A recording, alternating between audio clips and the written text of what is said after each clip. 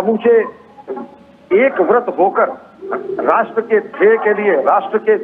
रक्षा के लिए कृत संकल्प होकर अपने को अहर्निश अपने जीवन को समर्पित करने के लिए जानते हैं। और ऐसे भीष्म, जिनकी भीष्म प्रतिज्ञा का उदाहरण पूरी दुनिया में लिया जाता है, उन्हीं भीष्म के आज देह त्याग का दिन है। और भीष्म पितामह, जो कि अद्भुत गंगा पुत्र के रूप में, जो कि भागीरथी गंगा जिनको कहा जाता है, और उत्तरायण होने के बाद जब संक्रांति हुई, संक्रांति के बाद जब मकर संक्रांति हुई, और मकर संक्रांति और पौष पूर्णिमा से लेकर अनवरत ये माघी पूर्णिमा तक चलने वाला, शिवरात्रि तक चलने वाला हमारा ये महाकुंभ है, जो कि शताब्दी का महाकुंभ माना जा रहा है। उसी महाकुंभ में आज प्रधानमंत्री नरेंद्र मोदी 13 दिसंबर के बाद अब दोबारा पहुंचे हैं। महाकुंभ की शुरुआत के औपचारिक शुरुआत से एक माह पहले भी प्रधानमंत्री आए थे और त्रिवेणी वंदना किया, उन्होंने पूजा अर्चना की, प्रयागराज और पूर्वांचल को 5,500 करोड़ रुपए से अधिक की परियोजनाओं को उपहार दिया, राष्ट्र निर्माण की कामना की, विश्व मंगल की कामना की, और आज संकल्प से सिद्धि के प्रमाण के रूप में, राष्ट्र निर्माण के साधक के रूप में एक बार प्रधानमंत्री नरेंद्र मोदी फिर पहुंचे हैं और यहाँ पर त्रिवेणी तट पर वो स्नान करने वाले हैं। भावना बिल्कुल अश्विनी, तो राष्ट्र के निर्माण पर एक बड़ा संदेश आज प्रधानमंत्री नरेंद्र मोदी के प्रयागराज दौरे से निकलता हुआ नजर आएगा। इसके साथ साथ अश्विनी, हम देख रहे हैं जब 13 जनवरी से ये महाकुंभ का सिलसिला शुरू हुआ है, करोड़ों भक्तों ने आस्था की डुबकी लगाई है, श्रद्धालुओं का सैलाब नजर आया है, लेकिन ये भव्यता और विराट होती हुई नजर आई है। निश्चित तौर से भव्यता विराट है। प्रधानमंत्री नरेंद्र मोदी के शब्दों में अगर कहें तो ये एकता समरसता का महायज्ञ है।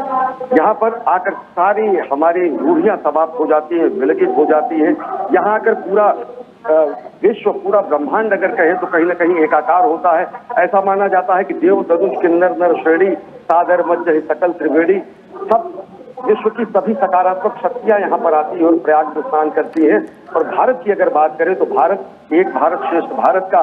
निश्चित तौर से जो यहाँ पर उदाहरण प्रस्तुत करता है, वो पूरी दुनिया कहीं न कहीं देखकर अचंभित हो जाती है। वो पूरी दुनिया कहीं देखकर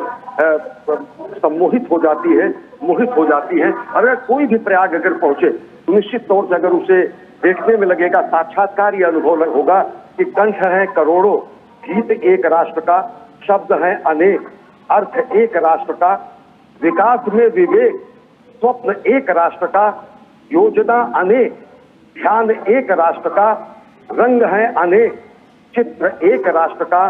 रूप है अनेक, भाव एक राष्ट्र का, कर्म है अनेक, लक्ष्य एक राष्ट्र का,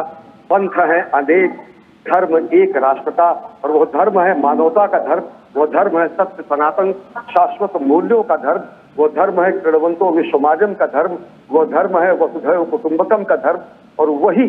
धर्मपरायण स्वरूप, वही कर्तव्यपरायण स्वरूप, वही एक निष्ठ साधक तपस्वी परिव्राजक स्वरूप प्रधानमंत्री नरेंद्र मोदी मां भारती के साधक स्वरूप में, राष्ट्र वंदना के आराधक के स्वरूप में त्रिवेणी तट पर पहुंचे हैं, गंगा स्नान करने वाले हैं, राष्ट्र मंगल, राष्ट्र कल्याण, विश्व कल्याण की कामना करने वाले हैं।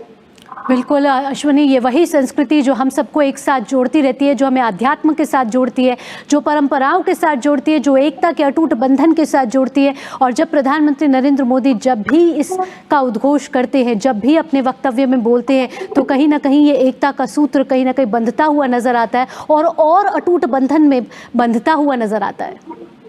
निश्चित तौर से, और पूरी दुनिया देखती है कि हम कैसे आत्मसात करते हैं सभी पंथों को, सभी धाराओं को, सभी विचारधाराओं को, सभी मूल्यों को। हम जब कहते हैं, मैंने एक बार फिर कहा कि आनो भद्रा कृतवो यन्तु विश्वता,